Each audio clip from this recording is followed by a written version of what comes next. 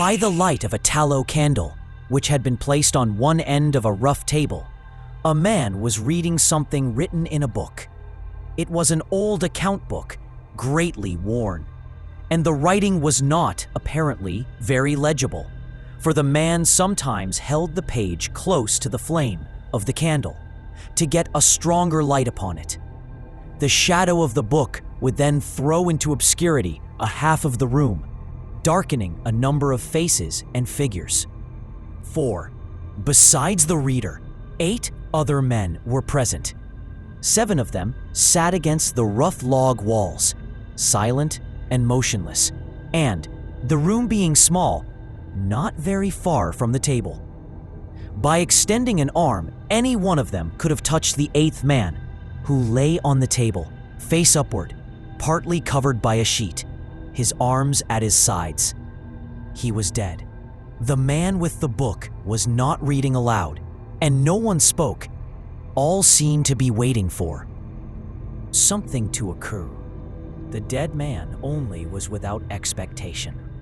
From the blank darkness outside came in, through the aperture that served for a window, all the ever unfamiliar noises of night in the wilderness. The long nameless note of a distant coyote, the stilly pulsing thrill of tireless insects in trees, strange cries of night birds, so different from those of the birds of day, the drone of great blundering beetles, and all that. Mysterious chorus of small sounds that seem always to have been but half heard when they have suddenly ceased, as if conscious of an indiscretion. But nothing of all this was noted in that company. Its members were not overmuch addicted to idle interest in matters of no practical importance. That was obvious in every line of their rugged faces, obvious even in the dim light of the single candle. They were evidently men of the vicinity, farmers and woodmen. The person reading was a trifle different. One would have said of him that he was of the world, worldly, albeit there was that in his attire which attested a certain fellowship with the organisms of his environment. His coat would hardly have passed muster in San Francisco. His footgear was not of urban origin, and the hat that lay by him on the floor, he was the only one. Uncovered was such that if one had considered it as an article of mere personal adornment, he would have missed its meaning. In countenance, the man was rather prepossessing, with just a hint of sternness, though that he may have assumed or cultivated as appropriate to one in authority. For he was a coroner. It was by virtue of his office that he had possession of the book in which he was reading. It had been found among the dead man's effects in his cabin, where the inquest was now taking place. When the coroner had finished reading, he put the book into his breast pocket. At that moment, the door was pushed open and a young man entered. He, clearly, was not of mountain birth and breeding. He was clad as those who dwell in cities. His clothing was dusty, however, as from travel. He had, in fact, been riding hard to attend the inquest. The coroner nodded. No one else greeted him. "We have waited for you," said the coroner. "It is necessary to have done with this business tonight." The young man smiled.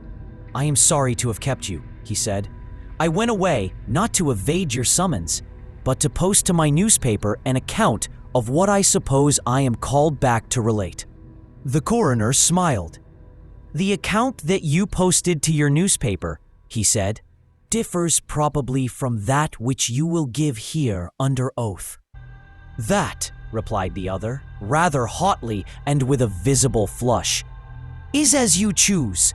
I used manifold paper and have a copy of what I sent. It was not written as news, for it is incredible, but as fiction.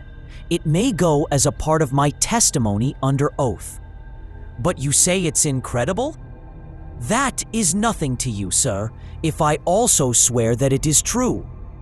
The coroner was apparently not greatly affected by the young man's manifest resentment. He was silent for some moments, his eyes upon the floor. The men about the sides of the cabin talked in whispers, but seldom withdrew their gaze from the face of the corpse. Presently, the coroner lifted his eyes and said, "We will resume the inquest." The men removed their hats. The witness was sworn. "What is your name?" the coroner asked. "William Harker. Age 27. You knew the deceased, Hugh Morgan?" "Yes." "You were with him when he died?" "Near him." "How did that happen? Your presence, I mean." "I was visiting him at this place to shoot and fish. A part of my purpose, however, was to study him and his odd, solitary way of life. He seemed a good model for a character in fiction. I sometimes write stories. I sometimes read them." "Thank you. Stories in general, not yours." Some of the jurors laughed. Against a somber background, humor shows highlights. Soldiers in the intervals of battle laugh easily, and a jest in the death chamber conquers by surprise. "Relate the circumstances of this man's death," said the coroner. "You may use any notes or memoranda that you please." The witness understood. Pulling a manuscript from his breast pocket, he held it near the candle and, turning the leaves until he found the passage that he wanted, began to read. "Unpackaged. The sun had hardly risen when we left the house. We were looking for quail, each with a shotgun, but we had only one dog. Morgan said that our best ground was beyond a certain ridge that he pointed out, and we crossed it by a trail through the chaparral. On the other side was comparatively level ground, thickly covered with wild oats. As we emerged from the chaparral, Morgan was but a few yards in advance. Suddenly, we heard at a little distance to our right, and partly in front, a noise as of some animal thrashing about in the bushes, which we could see were violently agitated. "We've started a deer," said. "I wish we had brought a rifle." Morgan, who had stopped and was intently watching the agitated chaparral, said nothing, but had cocked both barrels of his gun and was holding it in readiness to aim. I thought him a trifle excited, which surprised me, for he had a reputation for exceptional coolness, even in moments of sudden and imminent peril. "Oh, come," I said. "You are not going to fill up a deer with quail shot, are you?" Still, he did not reply, but catching a sight of his face as he turned it slightly toward me, I was struck by the pallor of it. Then I understood that we had serious business on hand, and my first conjecture was that we had jumped a grizzly. I advanced to Morgan's side, cocking my piece as I moved. The bushes were now quiet, and the sounds had ceased, but Morgan was as attentive to the place as before. "What is it? What the devil is it?" I asked. "That damn thing," he replied, without turning his head. His voice was husky and unnatural. He trembled visibly. I was about to speak further when I observed the wild oats near the place of the disturbance moving in the most inexplicable way. I can hardly describe it. It seemed as if stirred by a streak of wind, which not only bent it, but pressed it down, crushed it so that it did not rise, and this movement was slowly prolonging itself directly toward us. Nothing that I had ever seen had affected me so strangely as this unfamiliar and unaccountable phenomenon, yet I am unable to recall any sense of fear. I remember and tell it here because, singularly enough, I recollected it then, that once, in looking carelessly out of an open window, I momentarily mistook a small tree close at hand for one of a group of larger trees at a little distance away. It looked the same size as the others, but being more distinctly and sharply defined in mass and detail, seemed out of harmony with them. It was a mere falsification of the law of aerial perspective, but it startled, almost terrified me. We so rely upon the orderly operation of familiar natural laws that any seeming suspension of them is noted as a menace to our safety, a warning of unthinkable calamity. So now the apparently causeless movement of the herbage and the slow, undeviating approach of the line of disturbance were distinctly disquieting. My companion appeared actually frightened, and I could hardly credit my senses when I saw him suddenly throw his gun to his shoulders and fire both barrels at the agitated grass.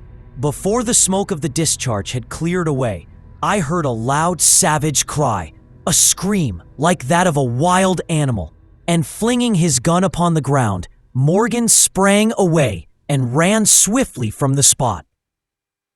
At the same instant, I was thrown violently to the ground by the impact of something unseen in the smoke, some soft, heavy substance that seemed thrown against me with great force.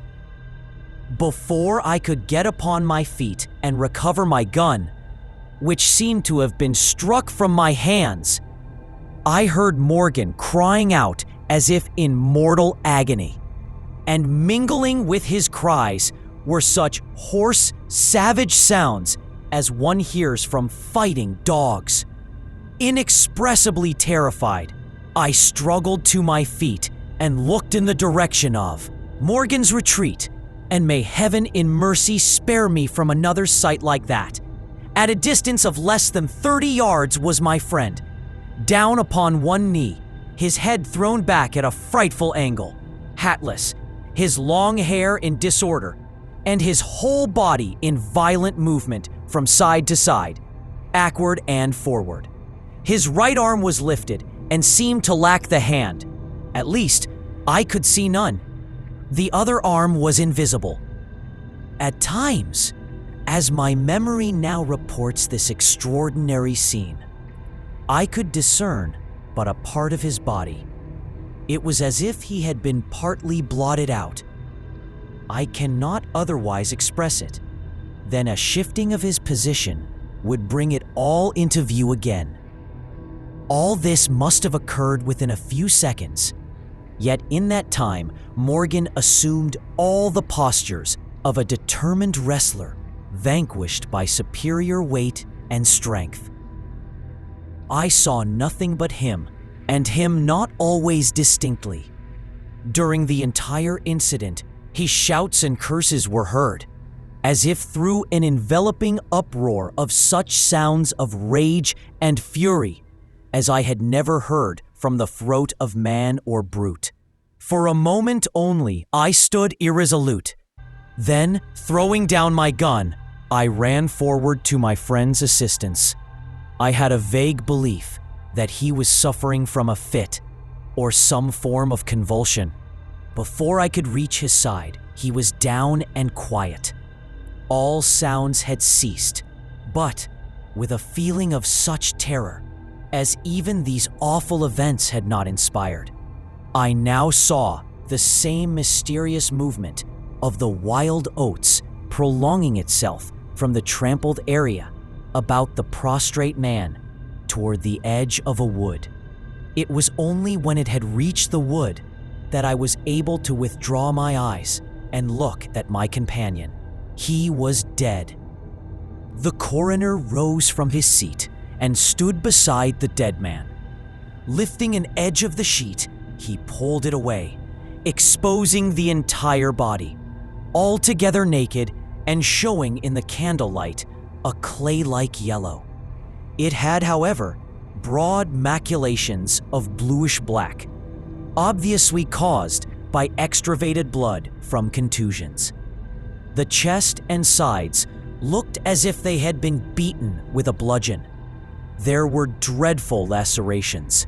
The skin was torn in. strips and shreds.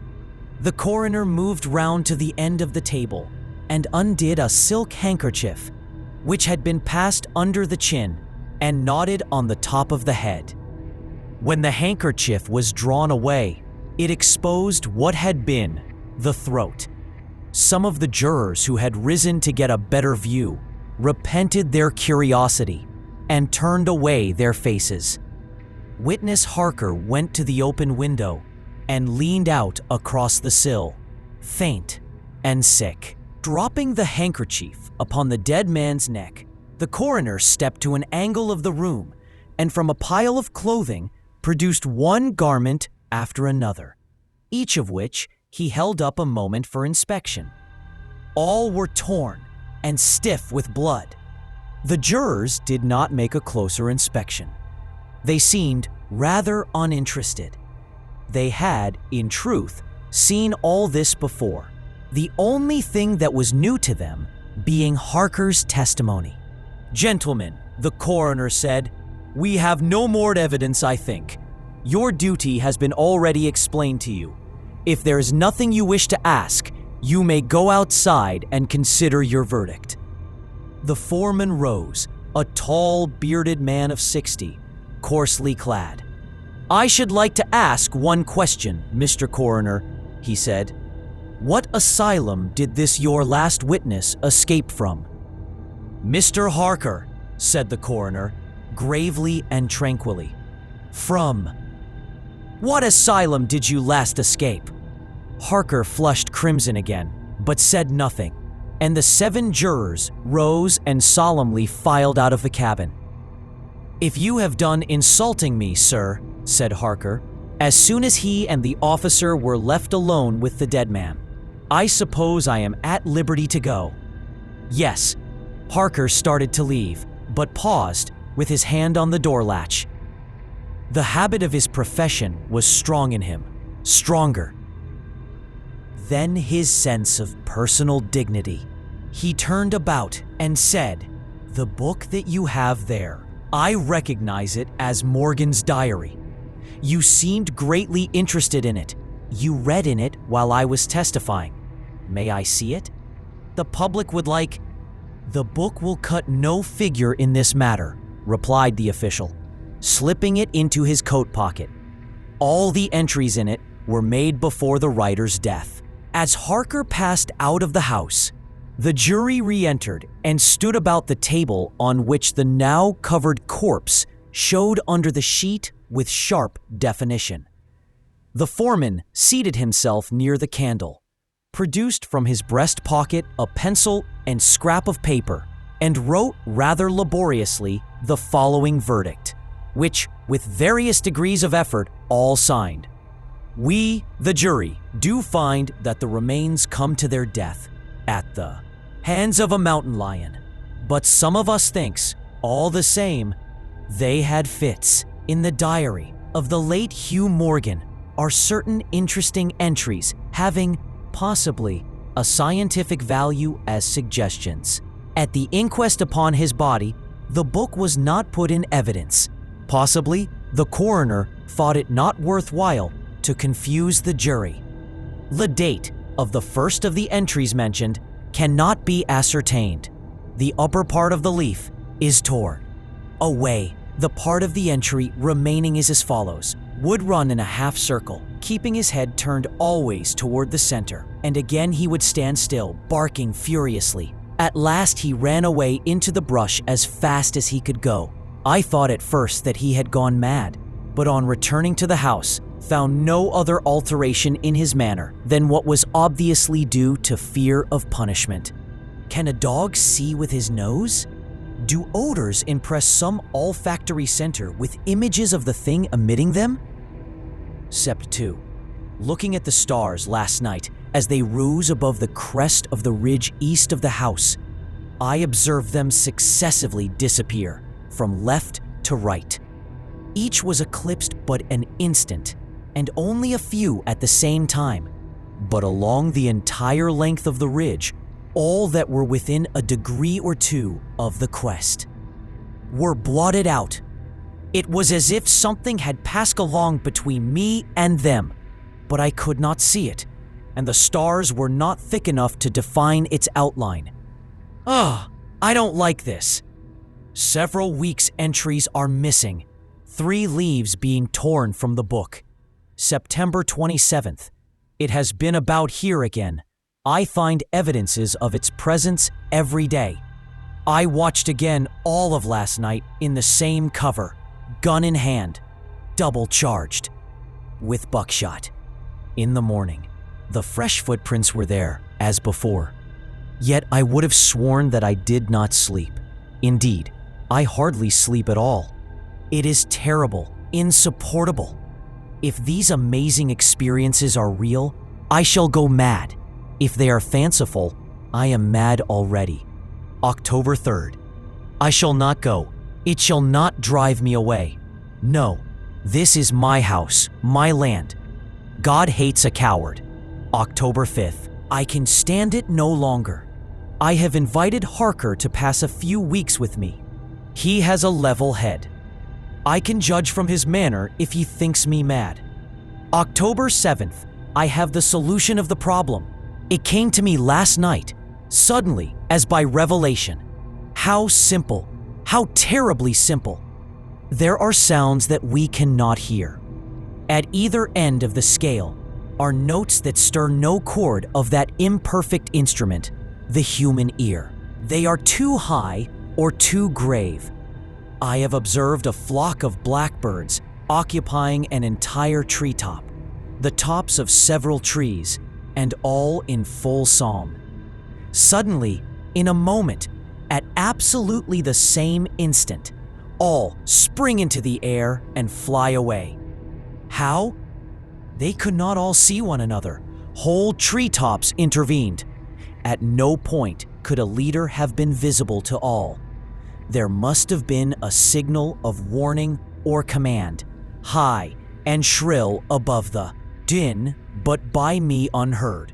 I have observed, too, the same simultaneous flight when all were silent, among not only blackbirds, but other birds. Quail, for example, widely separated by bushes, even on opposite sides of a hill. It is known to seamen that a school of whales basking or sporting on the surface of the ocean, miles apart, with the convexity of the earth between them, will sometimes dive at the same instant, all gone out of sight. In a moment, the signal has been sounded, too grave for the ear of the sailor at the masthead and his comrades on the deck, who nevertheless feel its vibrations in the ship, as the stones of a cathedral are stirred by the bass of the organ. As with sounds, so with colors. At each end of the solar spectrum, the chemist can detect the presence of what are known as actinic rays. They represent colors, integral colors in the composition of light, which we are unable to discern. The human eye is an imperfect instrument. Its range is but a few octaves of the real chromatic scale. I am not mad. There are colors that we cannot see. And God help me, the damn thing is of such a color.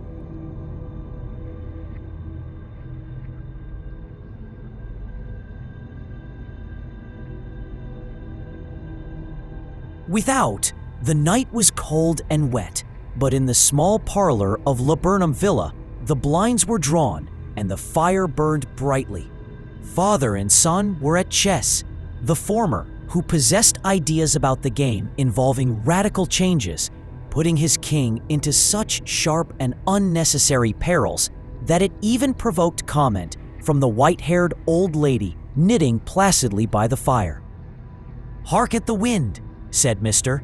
White, who, having seen a fatal mistake after it was too late, was amiably desirous of preventing his son from seeing it. "I'm listening," said the latter, grimly surveying the board as he stretched out his hand. "Check. I should hardly think that he'd come tonight," said his father, with his hand poised over the board. "Mate," replied the son, "that's the worst of living so far out," bawled Mr. White, with sudden and unlooked-for violence. Of all the beastly, slushy, out-of-the-way places to live in, this is the worst. Pathways a bog, and the roads a torrent. I don't know what people are thinking about. I suppose because only 2 houses in the road are let, they think it doesn't matter. Never mind, dear, said his wife soothingly. Perhaps you'll win the next one. Mr. White looked up sharply, just in time to intercept. A knowing glance between mother and son. The words died away on his lips, and he hid a guilty grin in his thin gray beard. There he is, said Herbert White, as the gate banged too loudly and heavy footsteps came toward the door. The old man rose with hospitable haste, and opening the door, was heard condoling with the new arrival. The new arrival also condoled with himself, so that Mrs. White said, "Tut-tut," and coughed gently as her husband entered the room, followed by a tall, burly man, beady of eye and rubicund of visage. "Sergeant Major Morris," he said, introducing him. The sergeant major shook hands, and taking the proffered seat by the fire, watched contentedly while his host got out whiskey and tumblers and stood a small copper kettle on the fire. At the 3rd glass, his eyes got brighter, and he began to talk. The little family circle, regarding with eager interest this visitor from distant parts, as he squared his broad shoulders in the chair and spoke of wild scenes and doughty deeds, of wars and plagues and strange peoples. 21 years of it, said Mr. White, nodding at his wife and son. When he went away, he was a slip of a youth in the warehouse. Now look at him. He don't look to have taken much harm, said Mrs. White, politely. I'd like to go to India myself, said the old man, just to look round a bit, you know. Better where you are, said the sergeant major, shaking his head. He put down the empty glass and, sighing softly, shook it again. I should like to see those old temples and fakirs and jugglers, said the old man. What was that you started telling me the other day about a monkey's paw or something, Morris? Nothing, said the soldier, hastily. Leastways, nothing worth hearing. Monkey's paw? Said Mrs. White curiously. Well, it's just a bit of what you might call magic, perhaps, said the sergeant major, offhandedly. His 3 listeners leaned forward eagerly. The visitor absent-mindedly put his empty glass to his lips and then set it down again. His host filled it for him. To look at, said the sergeant major, fumbling in his pocket. It's just an ordinary little paw, dried to a mummy. He took something out of his pocket and proffered it. Mrs. White drew back with a grimace, but her son, taking it, examined it curiously. And what is there special about it? Inquired Mr. White as he took it from his son, and having examined it, placed it upon the table. It had a spell put on it by an old fakir, said the sergeant major, a very holy man. He wanted to show that fate ruled people's lives, and that those who interfered with it did so to their sorrow. He put a spell on it so that 3 separate men could each have 3 wishes from it. His manner was so impressive that his hearers were conscious that their light laughter jarred somewhat. Well, why don't you have 3, sir? Said Herbert White, cleverly. The soldier regarded him in the way that middle age is wont to regard presumptuous youth. I have, he said quietly, and his blotchy face whitened. Did you really have the 3 wishes granted? Asked Mrs. White. I did, said the sergeant major, and his glass tapped against his strong teeth. And has anybody else wished? Persisted the old lady. The first man had his 3 wishes. Yes, was the reply. I don't know what the first 2 were, but the 3rd was for death. That's how I got the paw. His tones were so grave that a hush fell upon the group. If you've had your 3 wishes, it's no good to you now then, Morris, said the old man at last. What do you keep it for?" The soldier shook his head. "Fancy, I suppose," he said slowly. "I did have some idea of selling it, but I don't think I will. It has caused enough mischief already. Besides, people won't buy. They think it's a fairy tale, some of them, and those who do think anything of it want to try it first and pay me afterward. If you could have another 3 wishes," said the old man, eyeing him keenly, "would you have them?" "I don't know," said the other. "I don't know." He took the paw and, dangling it between his forefinger and thumb, suddenly threw it upon the fire. White, with a slight cry, stooped down and snatched it off. "Better let it burn," said the soldier solemnly. "If you don't want it, Morris," said the other, "give it to me." "I won't," said his friend doggedly. "I threw it on the fire. If you keep it, don't blame me for what happens. Pitch it on the fire again like a sensible man." The other shook his head and examined his new possession closely. "How do you do it?" he inquired. "Hold it up in your right hand and wish aloud," said the sergeant major. "But I warn you of the consequences." "Sounds like the Arabian Nights," said Mrs. White as she rose and began to set the supper. "Don't you think you might wish for 4 pairs of hands for me?" Her husband drew the talisman from pocket, and then all 3 burst into laughter as the sergeant major, with a look of alarm on his face, caught him by the arm. "If you must wish," he said gruffly, "wish for something sensible." Mr. White dropped it back in his pocket and, placing chairs, motioned his friend to the table.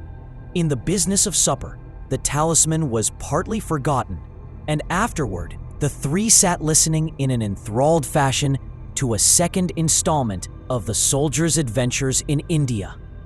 "If the tale about the monkey's paw is not more truthful than those he has been telling us," said Herbert, as the door closed behind their guest, just in time for him to catch the last train, "we shan't make much out of it." "Did you give him anything for it, father?" inquired Mrs. White, regarding her husband closely. "A trifle," said he, coloring slightly. "He didn't want it, but I made him take it, and he pressed me again to throw it away." "Likely," said Herbert, with pretended horror. "Why, we're going to be rich and famous and happy. Wish to be an emperor, father, to begin with. Then." "You can't be henpecked." He darted round the table, pursued by the maligned Mrs. White, armed with an antimacassar. Mr. White took the paw from his pocket and eyed it dubiously. "I don't know what to wish for, and that's a fact," he said slowly. "It seems to me I've got all I want." "If you only cleared the house, you'd be quite happy, wouldn't you?" said Herbert with his hand on his shoulder. "Well, wish for 200 pounds then. That'll just do it." His father, smiling shamefacedly at his own credulity, held up the talisman as his son, with a solemn face, somewhat marred by a wink at his mother, sat down at the piano and struck a few impressive chords.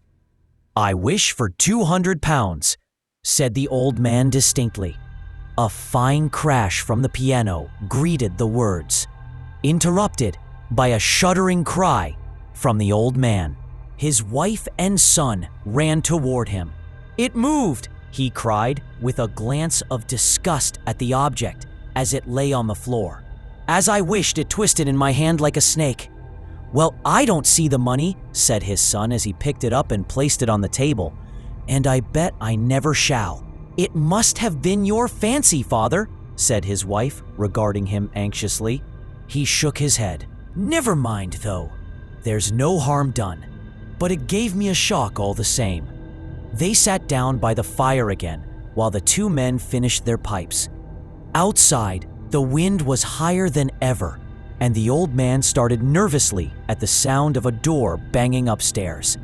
A silence, unusual and depressing, settled upon all 3, which lasted until the old couple rose to retire for the night. I expect you'll find the cash tied up in a big bag in the middle of your bed," said Herbert as he bade them good night, "and something horrible squatting up on top of the wardrobe, watching you as you pocket your ill-gotten gains." He sat alone in the darkness, gazing at the dying fire and seeing faces in it.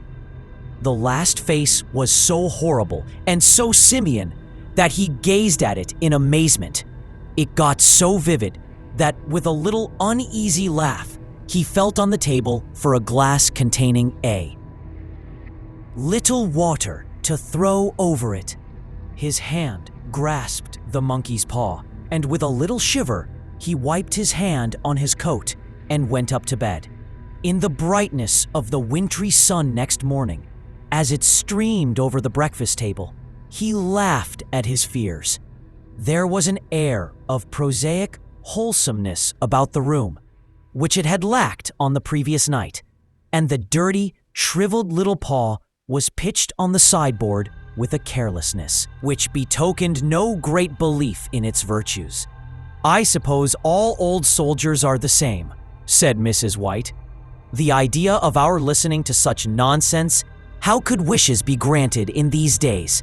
And if they could, how could 200 pounds hurt you, father?" "Might drop on his head from the sky," said the frivolous Herbert. "Morris said the things happened so naturally," said his father, "that you might, if you so wished, attribute it to coincidence." "Well, don't break into the money before I come back," said Herbert as he rose from the table. "I'm afraid it'll turn you into a mean, avaricious man, and we shall have to disown you."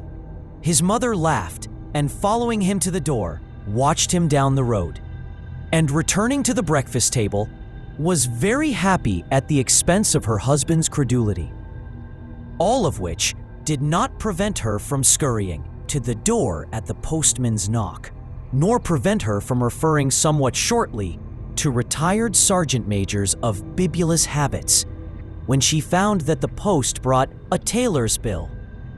"Herbert will have some more of his funny remarks, I expect, when he comes home," she said as they sat at dinner. "I dare say," said Mr. White, pouring himself out some beer. "But for all that, the thing moved in my hand. That I'll swear to." "You thought it did," said the old lady soothingly. "I say it did," replied the other. "There was no thought about it. I had just— What's the matter?" His wife made no reply. She was watching the mysterious movements of a man outside who, peering in an undecided fashion at the house, appeared to be trying to make up his mind to enter. In mental connection with the 200 pounds, she noticed that the stranger was well dressed and wore a silk hat of glossy newness. 3 times he paused at the gate and then walked on again. The 4th time he stood with his hand upon it, and then with sudden resolution flung it open and walked up the path. Mrs. White at the same moment placed her hands behind her, and hurriedly unfastening the strings of her apron, put that useful article of apparel beneath the cushion of her chair. She brought the stranger, who seemed ill at ease, into the room. He gazed at her furtively and listened in a preoccupied fashion as the old lady apologized for the appearance of the room and her husband's coat, a garment which he usually reserved for the garden. She then waited as patiently as her sex would permit for him to broach his business, but he was at first strangely silent. "I was asked to call," he said at last, and stooped and picked a piece of cotton from his trousers. "I come from Ma and Megan's." The old lady started. "Is anything the matter?" she asked breathlessly. "Has anything happened to Herbert? What is it? What is it?" Her husband interposed. There, mother," he said hastily. "Sit down and don't jump to conclusions. You've not brought bad news, I'm sure, sir." And he eyed the other wistfully. "I'm sorry," began the visitor. "Is he hurt?" demanded the mother wildly. The visitor bowed in assent, Badly hurt, he said, quietly, but he is not in any pain. Oh, thank God, said the old woman, clasping her hands. Thank God for that. She broke off suddenly as the sinister meaning of the assurance dawned upon her, and she saw the awful confirmation of her fears in the other's averted face. She caught her breath and, turning to her slower-witted husband, laid her trembling old hand upon his. There was a long silence. He was caught in the machinery, said the visitor at length in a low voice. Caught in the machinery, repeated Mr. White, in a dazed fashion. Yes. He sat staring blankly out at the window and, taking his wife's hand between his own, pressed it as he had been wont to do in their old courting days nearly 40 years before. He was the only one left to us, he said, turning gently to the visitor. It is hard. The other coughed and, rising, walked slowly to the window. The firm wished me to convey their sincere sympathy with you in your great loss, he said, without looking round. I beg that you will understand I am only their servant and merely obeying orders. There was no reply. The old woman's face was white, her eyes staring, and her breath. Inaudible, on the husband's face was a look such as his friend the sergeant might have carried into his first action.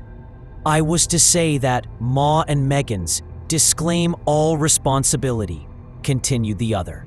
They admit no liability at all, but in consideration of your son's services, they wish to present you with a certain sum as compensation. Mr. White dropped his wife's hand and, rising to his feet, gazed with a look of horror at his visitor. His dry lips shaped the words, "How much?" £200 was the answer. Unconscious of his wife's shriek, the old man smiled faintly, put out his hands like a sightless man, and dropped, a senseless heap, to the floor. In the huge new cemetery, some 2 miles distant, the old people buried their dead and came back to a house steeped in shadow and silence. It was all over so quickly that at first they could hardly realize it, and remained in a state of expectation, as though of something else to happen, something else which was to lighten this load, too heavy for old hearts to bear. But the days passed, and expectation gave place to resignation, the hopeless resignation of the old, sometimes miscalled apathy.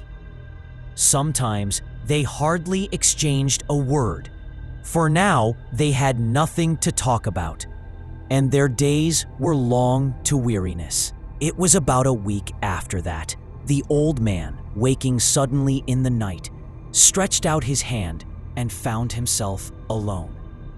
The room was in darkness, and the sound of subdued weeping came from the window. He raised himself in bed and listened. "Come back," he said tenderly. "You will be cold." "It is colder for my son," said the old woman, and wept afresh. The sound of her sobs died away on his ears. The bed was warm, and his eyes heavy with sleep. He dozed fitfully, and then slept until a sudden wild cry from his wife awoke him with a start. "The paw!" she cried wildly. "The monkey's paw!" He started up in alarm. Where is it? What's the matter?" She came stumbling across the room toward him. "I want it," she said quietly. "You've not destroyed it?" "It's in the parlor, on the bracket," he replied, marveling. "Why?" she cried, and laughed together, and bending over kissed his cheek. "I only just thought of it," she said hysterically. "Why didn't I think of it before? Why didn't you think of it?" "Think of what?" he questioned. "The other 2 wishes," she replied rapidly. "We've only had one." "Was not that enough?" he demanded fiercely. "No," she cried triumphantly. "We'll have one more. Go down and get it quickly, and wish our boy alive again." The man sat up in bed and flung the bedclothes from his quaking limbs. "Good God! You're mad!" he cried, aghast. "Get it," she panted. "Get it quickly, and wish. Oh, my boy, my boy." Her husband struck a match and lit the candle. "Get back to bed," he said unsteadily. "You don't know what you are saying." "We had the first wish granted," said the old woman feverishly. "Why not the second?" "A coincidence," stammered the old man. "Go and get it and wish," cried his wife, quivering with excitement. The old man turned and regarded her, and his voice shook. "He has been dead 10 days. And besides, I would not tell you else, but I could only recognize him by his clothing. If he was too terrible for you to see then, how now?" "Bring him back!" cried the old woman, and dragged him toward the door. "Do you think I fear the child I have nursed?" He went down in the darkness and felt his way to the parlor, and then to the mantelpiece. The talisman was in its place, and a horrible fear that the unspoken wish might bring his mutilated son before him ere he could escape from the room seized upon him, and he caught his breath as he found that he had lost the direction of the door. His brow cold with sweat, he felt his way round the table and groped along the wall until he found himself in the small passage with the unwholesome thing in his hand. Even his wife's face seemed changed as he entered the room. It was white and expectant, and to his fears seemed to have an unnatural look upon it. He was afraid of her. "Wish," she cried in a strong voice. "It is foolish and wicked," he faltered. "Wish," repeated his wife. He raised his hand. "I wish my son alive again." The talisman fell to the floor, and he regarded it fearfully. Then he sank trembling into a chair as the old woman, with burning eyes, walked to the window and raised the blind. He sat until he was chilled with the cold, glancing occasionally at the figure of the old woman peering through the window. The candle end, which had burned below the rim of the china candlestick, was throwing pulsating shadows on the ceiling and walls until, with a flicker larger than the rest, it expired. The old man, with an unspeakable sense of relief at the failure of the talisman, crept back to his bed, and a minute or two afterward, the old woman came silently and apathetically beside him. Neither spoke, but lay silently listening to the ticking of the clock. A stair creaked, and a squeaky mouse scurried noisily through the wall.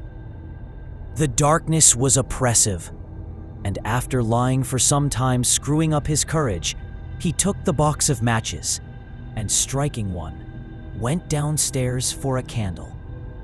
At the foot of the stairs, the match went out, and he paused to strike another. And at the same moment, a knock, so quiet and stealthy as to be scarcely audible, sounded on the front door. The matches fell from his hand and spilled in the passage. He stood motionless, his breath suspended until the knock was repeated. Then he turned and fled swiftly back to his room and closed the door behind him. A third knock sounded through the house. "What's that?" cried the old woman, starting up. "A rat," said the old man in shaking tones. "A rat. It passed me on the stairs." His wife sat up in bed listening. A loud knock resounded through the house. "It's Herbert!" she screamed. "It's Herbert!" She ran to the door, but her husband was before her and, catching her by the arm, held her tightly. "What are you going to do?" he whispered hoarsely. "It's my boy. It's Herbert!" she cried, struggling mechanically.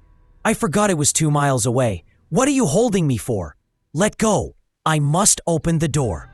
"For God's sake, don't let it in," cried the old man, trembling. "You're afraid of your own son," she cried, struggling. "Let me go." "I'm coming, Herbert. I'm coming." There was another knock and another. The old woman, with a sudden wrench, broke free and ran from the room. Her husband followed to the landing and called after her appealingly as she hurried downstairs. He heard the chain rattle back and the bottom bolt drawn slowly and stiffly from the socket. Then the old woman's voice, strained and panting. "The bolt!" she cried, loudly. "Come down! I can't reach it!" But her husband was on his hands and knees, groping wildly on the floor, in search of the paw. If he could only find it before the thing outside got in. A perfect fusillade of knocks reverberated through the house, and he heard the scraping of a chair as his wife put it down in the passage against the door. He heard the creaking of the bolt as it came slowly back, and at the same moment he found the monkey's paw and frantically breathed his third and last wish. The knocking ceased suddenly, although the echoes of it were still in the house. He heard the chair drawn back and the door opened.